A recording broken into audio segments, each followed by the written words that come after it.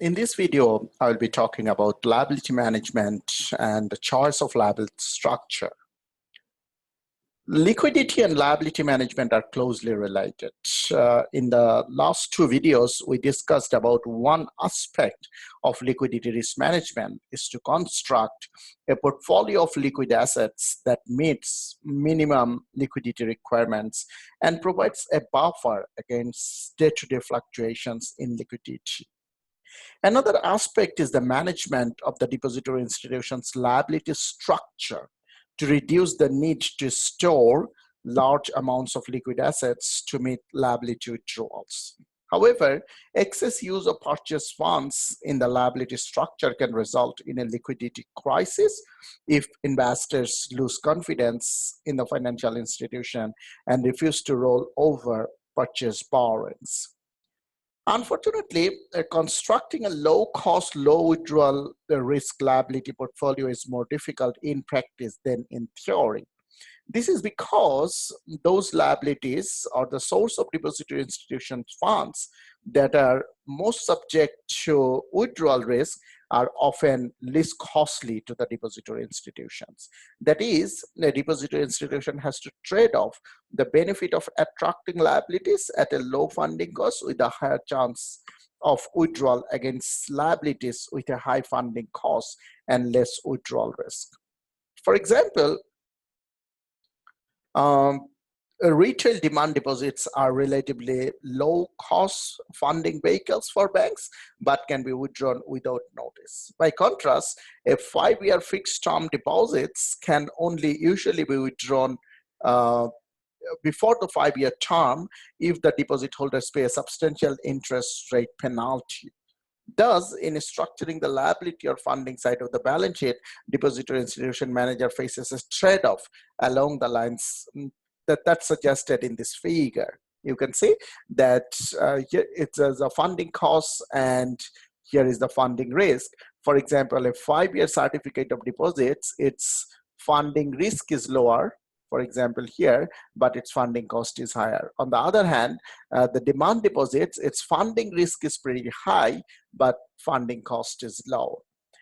That is, the funding costs are generally inversely related to the period of time the liability is likely to remain on the depository institution's balance sheet. Now, the choice of liability structure. First of all, deposits.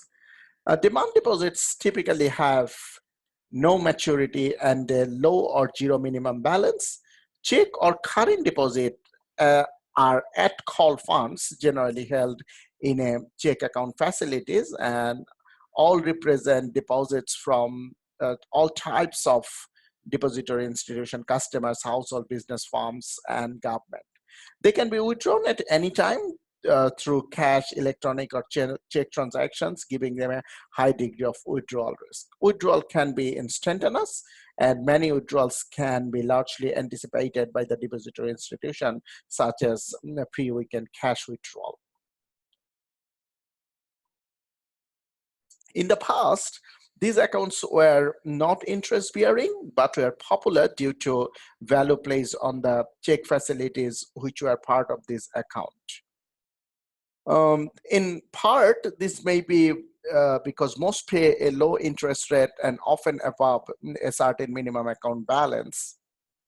The low interest paid on current deposit in Australia is not the only cost of the source of these funds.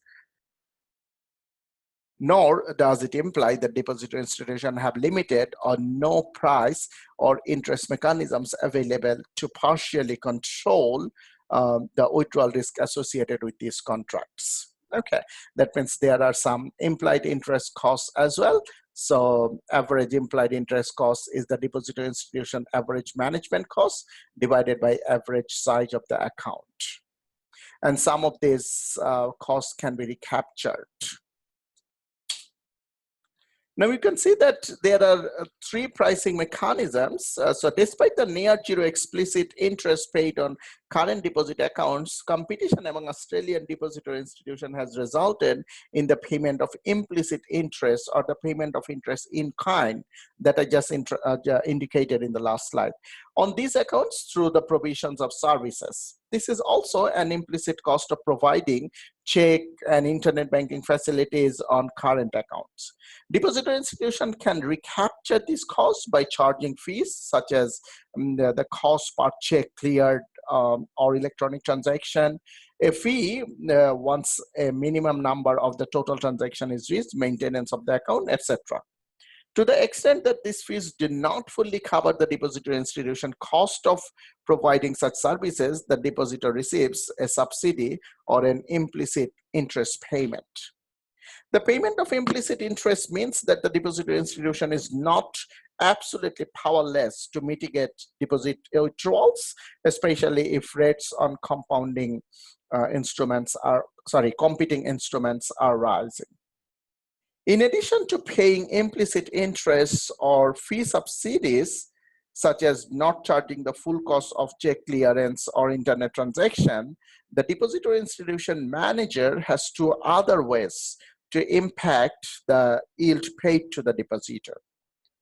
The first is by varying the minimum balance requirement. If the minimum balance requirement is lowered, say from $1,000 to $500, a larger portion of the account becomes subject to interest payments, and thus the explicit return and attractiveness of these accounts increases. The second is to vary the explicit interest rate payment itself, such as increasing it from, say, 5% to 5.25%. Thus, the depository institution manager has three pricing mechanisms to increase or decrease the attractiveness and therefore impact the withdrawal rate of the demand deposit accounts: implicit interest payment, minimum balance requirements, and explicit interest payment. So gross return to a bank is the explicit interest the gross return to a depositor is the explicit interest plus implicit interest received. Saving deposit, on the other hand, the call deposit or saving deposit are held in accounts other than check accounts where the funds are available on demand. These accounts are generally referred to as savings accounts or call accounts, as I already said. Savings deposits are generally less liquid than check account as they don't provide check facilities. Historically, the saving account represented a stable source of funds for the banks with relatively predictable withdrawal patterns. Since these accounts don't have check account facilities, any implicit interest rate payments are likely to be small. Thus, the principal costs to the depository institution are the explicit interest payments on these accounts. There are also fees on these accounts, although in general, they are lower than the fees on demand deposit accounts. Consequently, depository institutions also have the opportunity to reduce interest costs through account fees income.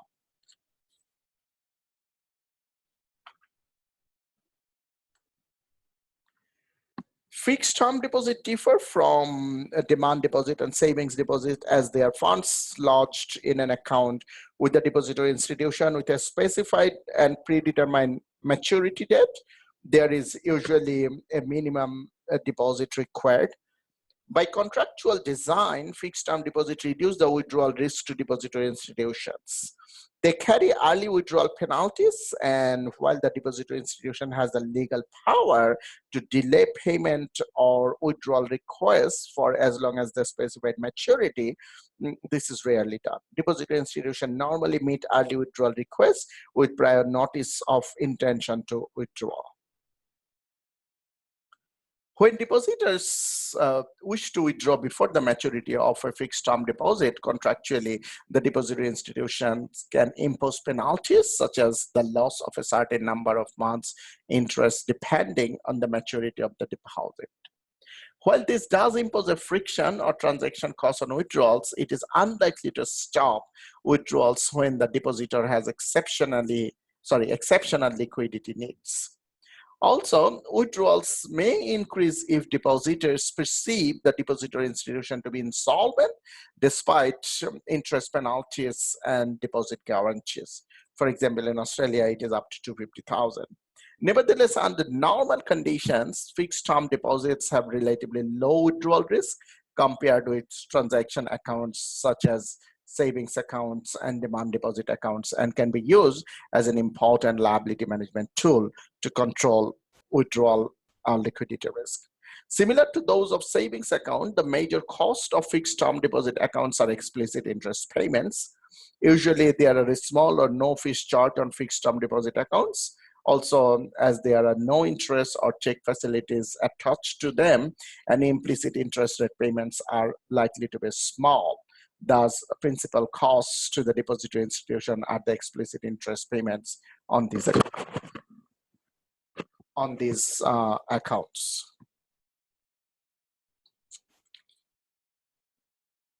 Now, certificate of deposits, as we previously learned, that they are actually time deposits. So banks issue these deposits to raise funds with a certain maturity. For example, these are time deposits with fixed maturity, and face values typically have less than 100,000.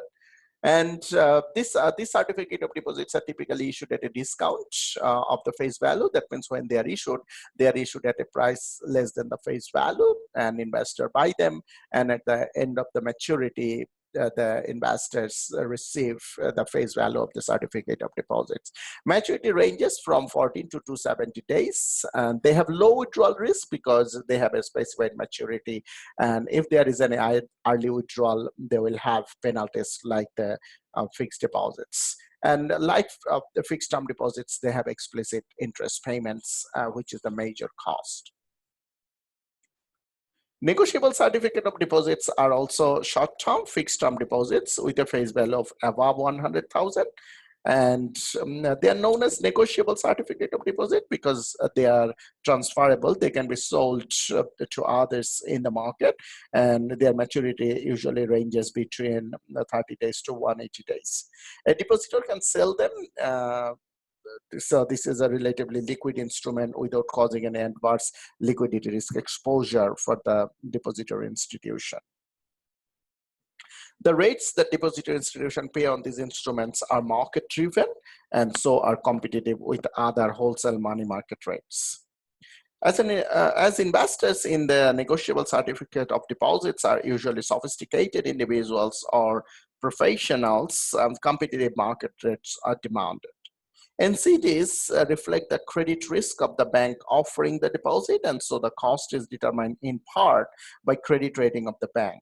Depository institutions with high credit rating will pay a lower credit risk premium above equivalent term treasury notes than depository institutions with lower ratings. In addition, a required interest yield on NCDs reflect investors' perceptions of the depth of the secondary market for NCDs.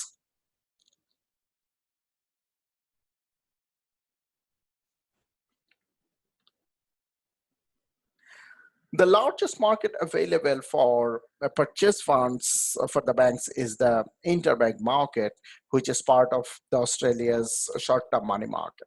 While financial institutions with excess cash reserve can invest some of their excess in short-term interest-earning liquid asset, an alternative is to lend excess reserve for short intervals to other financial institutions, which they do in the interbank market. Interbank funds are short-term uncollateralized loans made by one financial institution to another, and more than 90% are overnight transactions. Foreign financial institutions borrowing in the interbank market, there is no risk that the interbank funds they have borrowed can be withdrawn within the day, but there is some risk that interbank funds will not be rolled over by the lending financial institutions the next day if rollover is desired by the borrowing financial institutions. Since interbank funds are uncollateralized loan, financial institutions selling the interbank funds normally impose maximum bilateral limits or credit caps on borrowing institutions. The cost of the funds for purchasing institutions is the overnight short-term money market rate, which is usually no lower than the target cash rate set by the RBA as part of its monetary policy, and more usually a margin above the RBA target cash rate. Repurchase agreement, on the other hand, can be viewed as a collateralized interbank transactions. They involve the sale of securities, for example, treasury notes, bank accepted bills, or negotiable certificate of deposit or wholesale CDs with less than 90 days maturity by one financial institution to another financial institution with a promise to repurchase the securities at a specified date at a price in the future. Repos are also conducted with the RBA, which stands ready to deal with banks in intraday and interday repos as a means of supplying necessary liquidity to the payment system. In a repurchase agreement, the financial institution with excess reserves sell funds for 1 day to the purchasing financial institution at the end of the repurchase period, usually the next day. The purchasing financial institution returns the funds plus interest, reflecting the interbank interest rate over the period.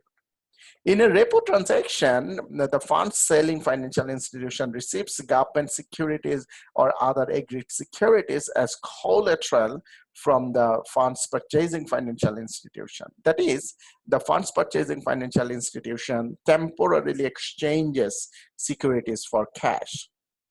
As with the interbank funds market, the repos market is highly liquid and a flexible source of funds for financial institutions needing to increase their liabilities and to offset deposit withdrawals. Moreover, these transactions can be rolled over each day.